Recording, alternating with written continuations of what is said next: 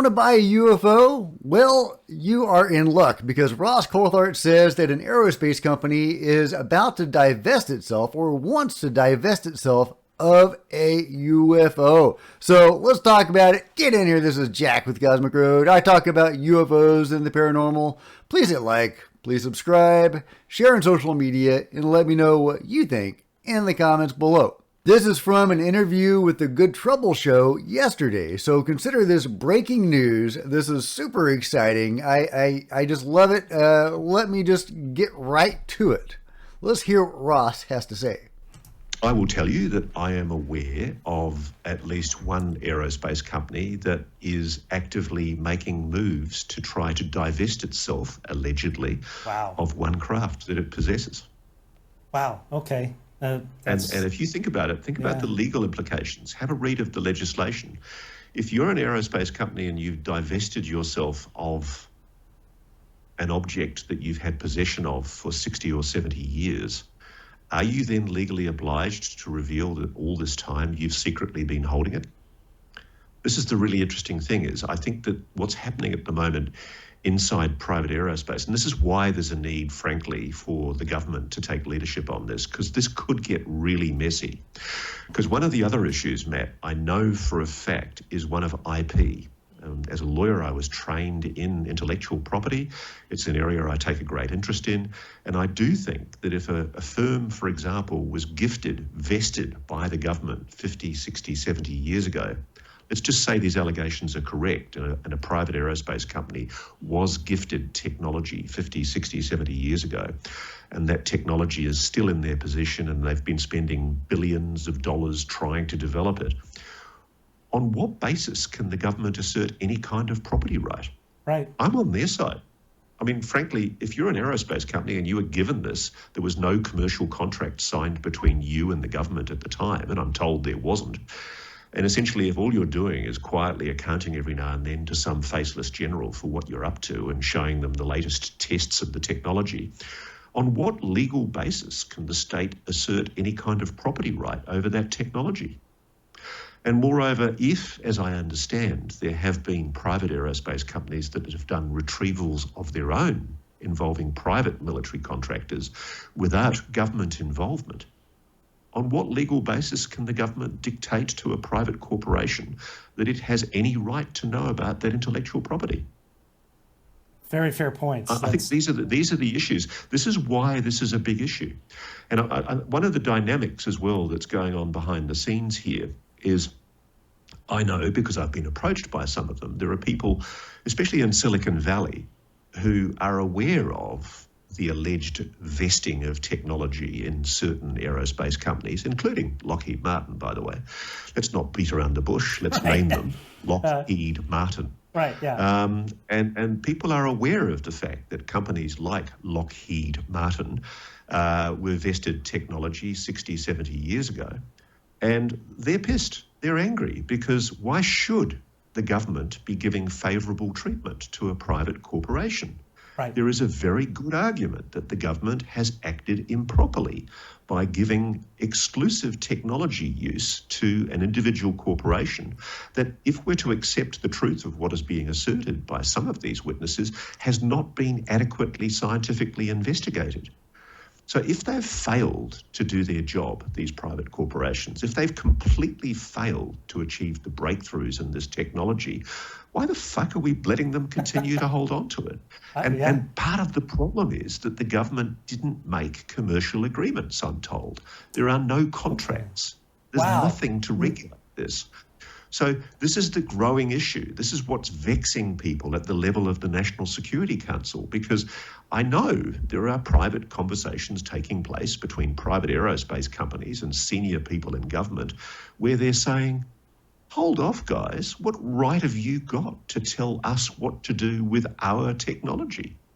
And I think they've got a point. I think they do too. So there you go. There is Ross talking about UFOs in the hands of private companies and what that signifies, what that means potentially a company trying to divest itself of a UFO. Unfortunately, he didn't go into any details about that particular UFO or that company or what the situation is surrounding it. What exactly is the reason why they are trying to get rid of this UFO? What are they going to do with it? What have they been doing with it? It's also interesting that he brings up the idea of contracts and how if the government gave this technology to private companies, there may not have been a contract. So when we have a situation like the Senate demanding Aero have access to this technology, do they actually have the right to do that? Because it is in the hands of private companies, at least some of it. Now, a lot of it does seem to be still in the hands of the government. Ross Coulthart himself has said that Wright-Patterson Airfield is a veritable parking lot of UFOs. Those are his words exactly. And they do seem to be elsewhere as well.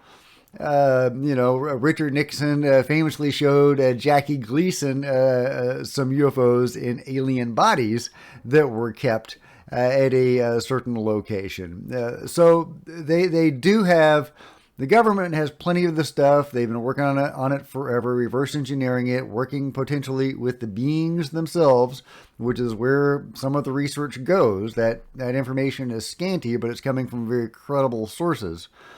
So what is the deal? Well, we don't know. That's why we need transparency. In his book, The Day After Roswell, Colonel Philip J. Corso, right-hand man of General Trudeau, who was managing, Corso was managing the Roswell desk for the Army, and they had the material that the Army was able to get from Roswell, and presumably other crashes as well. Physical material and also various evidence, autopsy reports of the beings, etc. It was Corso's job, and he had inherited this job from other people who had been doing this for decades, to farm this technology out to the private companies and to disseminate this technology as best they could to the public. And that's how we got our modern computer era. It has revolutionized our world, according to Philip J. Corso. So, but he did not talk about any contracts. They just basically gave this technology to the companies and said, here you go, guys, run with it, see if you can make anything of this. And they did. Kevlar, Velcro, even some advancements in fiber optics, all came from studying those UFO crashes. But most notably, the micro transistor was inspired by studying that technology, and that enabled us to evolve from the era of vacuum tube computers, where they would take up a whole building basically for a little dinky computer. They could perform like a calculator. To being able to miniaturize computers and leading to our modern computer age. Lasers and other technology also came from it. And that's just the stuff we know. What about the stuff we don't know? What about the stuff they have been keeping for themselves? Now, the Army, according to Philip J. Corso, was actually pretty good about this. They did, like I say, disseminate this technology to the public through these private companies. The Air Force seems to have had the bulk of this material. Whole crafts, bodies, everything, and, a very robust program seems to have been centered around the Air Force. And if there is a control group, they are, whatever that core group is in the Air Force that is managing this, is a big, big element of that control group. They have been sitting on this technology all this time. What have they been doing with it? Well, they haven't been using it in war. That is pretty obvious. Otherwise, we wouldn't have lost Vietnam. We wouldn't have had to struggle in Iraq. There wouldn't be situations going on with Russia right now that, we could probably resolve much more quickly if we were utilizing this technology in war.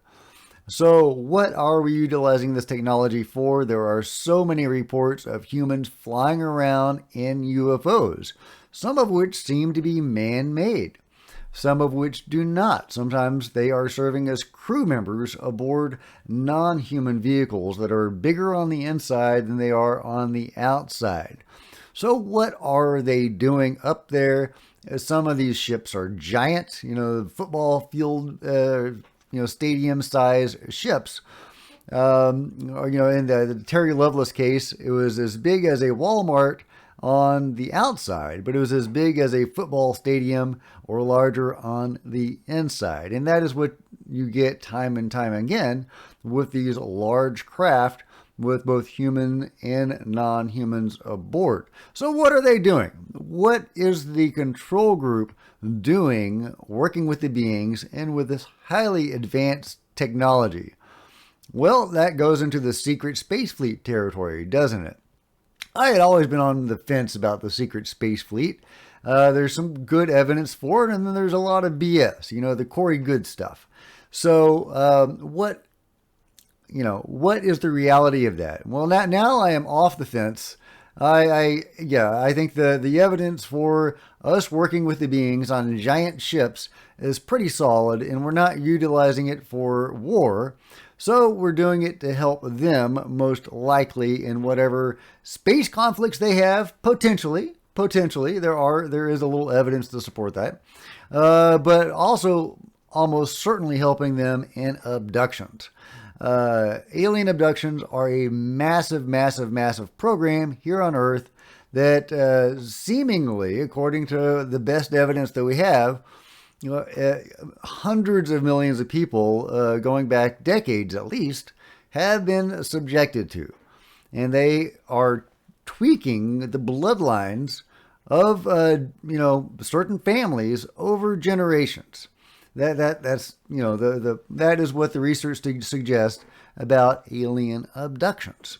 And if you've done any research on that, you will likely have seen that. So many abductees or contactees do see military and government types working alongside the beings. Sometimes aboard these giant ships, sometimes underground. So what are they doing?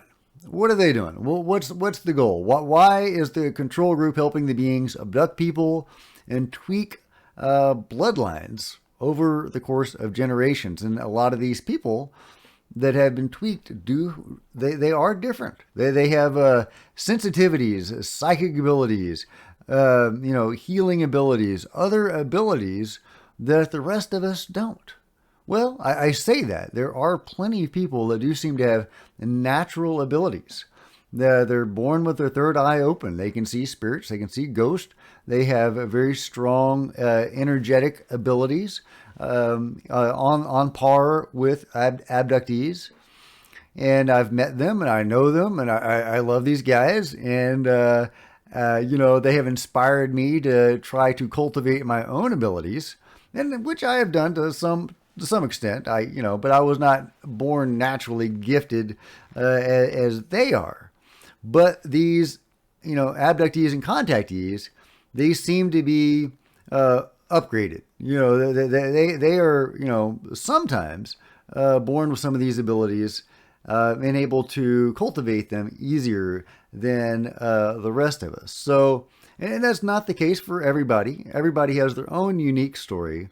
And, and those are just the humans that may have been slightly tweaked over generations, but there are many that are not here, that are on the ships. Those are the hybrids that don't appear as human as the others. And so the hybrids that are the true hybrids, as I think of them, and not the tweaked humans, they are apparently here. Some of them are blending in with society. According to David Jacobs' book, They Walk Among Us, where he has regressed. He does hypnosis to regress contactees so they can recover their experiences. Well, they tell of their abductions and contact experiences and their evolving relationships with the beings that are working with them, or if you like, doing this to them, or however you want to phrase it. And also sometimes their relationships with their hybrid children. And sometimes, according to their testimony or their recovered memories, they will be taken to Earth and they will live amongst their biological parents, or sometimes somebody else that is in the program, and they will be taught regular earthly things. What's a refrigerator? How do you go to the store and buy a T-shirt? And these hybrids, these human-looking hybrids, have startling abilities. Most notably being able to control people with their minds. So and they are apparently here walking among us. So yeah, all this is to say that the control group, utilizing this advanced technology, has been working with the beings to achieve this. The hybrids walking around the streets of America and the rest of the world, if that's indeed what they're doing, are in part a product of what the control group is doing with this highly advanced technology. And now we have an aerospace company apparently trying to get rid of one of these pieces of technology. Yeah, you can't make this stuff up, guys. Let me know your thoughts about this story. What are they going to do with the UFO? Why are they trying to get rid of it? Who is going to take it off their hands? The government? I'll buy it. I got $1. I would love a ride in a UFO. None of the funny business, but I would love to pal around in a UFO. That just sounds amazing. Hook me up, man. Hook me up. I'll even raise my bid to $2. $2, guys. You're not going to get a better bid than that. I mean, come on. Okay, let me know what you think about all this crazy stuff. And big thumbs up. That would be really helpful. Smash the subscribe button and the bell to be notified of future videos. You don't want to miss a thing. Join me on social media. There's Facebook and Twitter links below. I would love to see you guys there. And if you could share this video on social media, be super helpful. If you want to support the channel, allow me to spend more time on Cosmic Road and make more videos for you guys, and even better quality videos, then please consider, obviously subscribing and sharing. That's awesome, and that's enough. But if you did want to go a step further, there's Super Chat available, or Super Thanks. There's PayPal, or heck, you could just simply have fun by supporting the channel and read one of my science fiction or fantasy novels. Here's a trailer for one right now.